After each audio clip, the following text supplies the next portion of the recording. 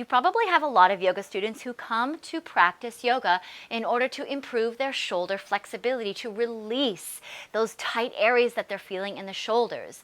And yoga can be a really great thing for that. However, one of the downfalls of a yoga practice is that it fails to work on shoulder mobility. We focus on strengthening the shoulders, we focus on releasing and creating flexibility within the shoulders, but the best thing that we can do for our students is to combine those two things together so that we focus on shoulder mobility. And when you focus on shoulder mobility within your teaching, you are giving your students the opportunity to have a more accessible yoga practice, to have a more sustainable yoga practice, and to actually increase the benefits of their practice so that they have a more healthy shoulder joint in the long run. Now I'm going to show you 3 ways that you can incorporate shoulder joint mobility into your teaching, into poses that you might generally offer your students in a way that has them see a difference and create a much more healthy shoulder joint in the long run. Now the first one is eagle pose. A lot of these poses that I'm showing you are things that involve force to create flexibility. So when we look at eagle pose, you can see that it is evident that we are forcing the body into position by grabbing. Now some of your students might be at a point where this is hard and they have to kind of reach and then they pull and they get the hands into position. But if they were to let go of that forced flexibility and create gaps, there's probably only so far that they could take the body. This is where we give them an opportunity to work on mobility, again, to nourish the shoulder joint. So what we use is a technique called reciprocal inhibition, where one muscle reciprocally releases the opposing muscle. And in the case of eagle pose, it is the front of the body that reciprocally releases the back of the body. So we do that by going with a open chain or a hands-free approach. So notice how I'm not actually resting my arms on my chest. I'm not resting my arms against one another. And you can work on a few pulses before you get your students to wrap their arms around. I usually pulse 5, 4, 3, 2, and 1. And then I get them to hold in that position for a few breaths as well. Then you can start to incorporate a little bit of forced flexibility. So we're going to press the top and the bottom arm against each other, and at the same time you're going to squeeze the backs of the hands towards each other. 1. Then reach away. 2. Reach away. And as you're getting your students to do this, just remember that as they reach away, they're not just going passive here. They're still attempting to cross over. 3, whatever number we were at, let's pretend we went to 5. Now from here, there is going to be a natural opening that's occurring in the upper back because of the activation that is required through the opposing area of the body in order to create the release. This is how reciprocal inhibition works in the body, and this is a much more nourishing approach to flexibility because it is about mobility and the body's natural way of moving, becoming strong and becoming flexible. So pulses before eagle and then squeeze. Then from there, you can get them to just simply stay in that place of being open chain, hands free. They're still going to be getting the benefits of creating opening and space in the upper back because the front of the body here is activating. This is your body's communication system to create natural flexibility. Then from there, they can always come around and wrap the hands together if that is something that they are wanting to do, that you're wanting to instruct them to do. So that is the first one. The second one is this position that we generally take where we squeeze, we bend the elbows, interlock the fingers, and then we straighten the arms to get a stretch. Again, so much force. What we can do to invite the body into flexibility, to increase strength and flexibility, mobility, is to keep an open chain variation. So I will usually get my students to pulse here. And I say squeeze between the elbow points as if you're trying to touch the elbows. If you instruct them to squeeze the hands, then they're going to bend the elbows. What we want is we want the upper back to naturally activate, because the intention is I want to try and squeeze my elbow points together.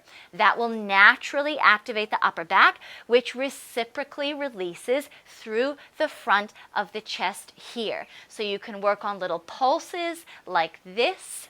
And then if you're wanting to instruct your students from that point, you can work on a hold. And from that point, you can say, bend the wrists to see if your fingertips are close to one another at all. Generally, what's happening with your students, they are forcing their bodies into a position like this by bending the elbows to create a clasp of the hands and then shoving the body into this position. Now, this might result in more of a sensation of stretch, but it does not mean that it's actually stretching in a healthy way, in a sustainable way. This approach also makes asana so much more accessible for your students, because it's not just about forcing and shoving the body.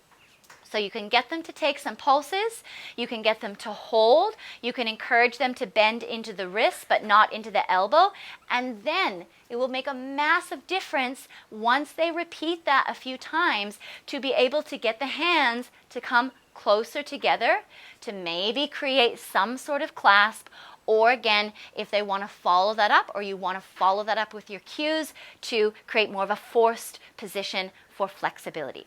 Second one.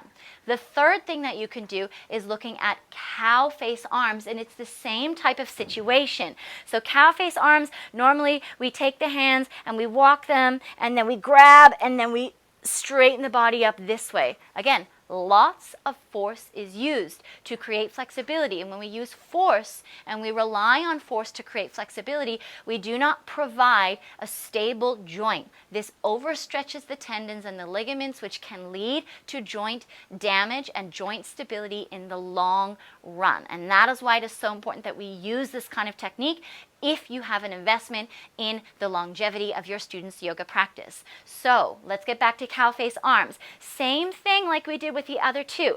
Hands-free approach. See how I'm not resting my hand on my back? I am reaching the hand down the back here, not resting. Same thing with this bottom arm. Internal rotation first, reach the hand back, bend the elbow, tap. I'm not resting my hands on my back at all. And then you can work on those two movements either together, or you can separate them and work on them independently. Then, once you've got that a few times, you can work on drawing the hands closer together, or drawing the hands to the opposite side of the body. So here I'm going side to side. Here I'm trying a little bit more up and down action. Now, once you've worked on those pulses, once you've instructed them to take those, the body will naturally open up. It will naturally become more flexible to accommodate for the action that you are doing. This is how your body works. It's a natural communication system. So we use those open chain variations, and then perhaps if you would like to instruct your students to just place a light touch onto the back of the body, to maybe use the back of the body to slide those hands a little bit closer together, you can.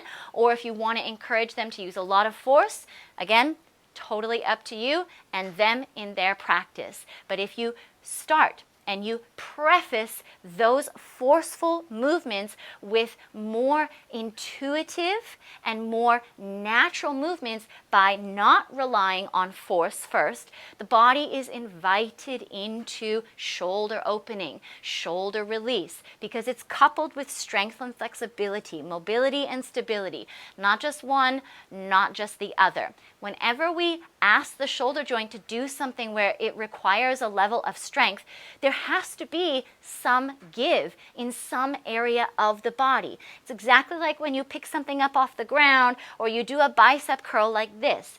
In order for the bicep to activate to pick this thing up, it has to send a message to the tricep and say, hey, can you at the back soften, lengthen, let go? Because I'm here at the front trying to do a job. This is how your body works. So within, again, that cow face position, you can go and grip and grab, but it is very advantageous to not do that at all, number one, and very least to just set your students up with open chain movements first, before. And as an exit for all of these 3 things that I showed you, I encourage you to cue your students to exit the same way they went into it. If you have gotten them to go into forcing the flexibility, eagle for example, hover the hands away from each other, slowly unravel the arms, slowly release the elbows, reach and squeeze to stabilize shoulder joints, then let it go. Same thing with this position. If you have gotten them to clasp and interlock here, then you're going to get them to slowly open through the palms, keeping the elbows squeezed together, slowly release through the fingers, and then let it go. Same thing with your cow face arms. If you have gotten your students to grip and grab here, then you're going to get them to release the same way that they went in. Slowly release the grip, pause.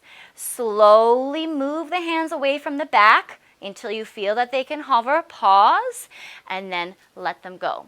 All of these things will improve the shoulder joint health, and it will really give your students the opportunity to access these poses with more ease, more natural invitation, and it creates a much healthier shoulder joint in the long run. So give these things a try in your next class sequence that you teach, that you practice. Let me know how it goes if you have any questions, and make sure that you like and subscribe for more teacher-focused, empowering yoga practices just like this.